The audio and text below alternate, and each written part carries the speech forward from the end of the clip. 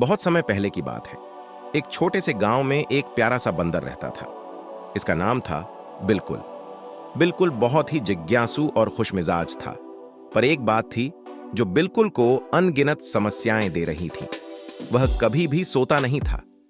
बिल्कुल के दोस्त हर रोज उससे पूछते, तू रोज रात भर जागा क्यों रहता है? लेकिन बिल्कुल हमेशा मुस्कुराते हुए कहता, मुझे सोने की आदत नहीं है, मैं रात को तो बिल्कुल नहीं सोता। गांव वाले बिल्कुल के इस अजीब राज से आश्चर्यचकित रहते थे।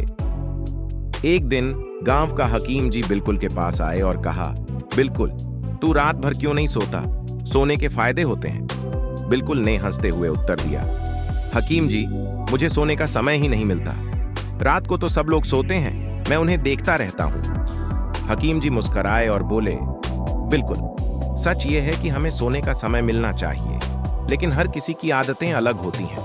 तुम भी कोशिश करो कि रात को अच्छे से सो, ये तुम्हारे स्वास्थ्य के लिए बेहद फायदेमंद होगा। बिल्कुल ने हकीम जी के वचनों को सुनकर सोने का प्रयास करना शुरू किया। पहले कुछ दिन तो कठिनाइयों का सामना करना पड़ा, लेकिन धीरे धीरे उसने सोने की आदत डाल ली।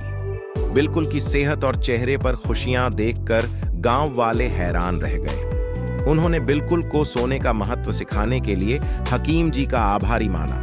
इसके बाद से बिल्कुल हर रात अच्छे से सोता था और उसने अपने दोस्तों को भी सोने की महत्वपूर्णता के बारे में सिखाया।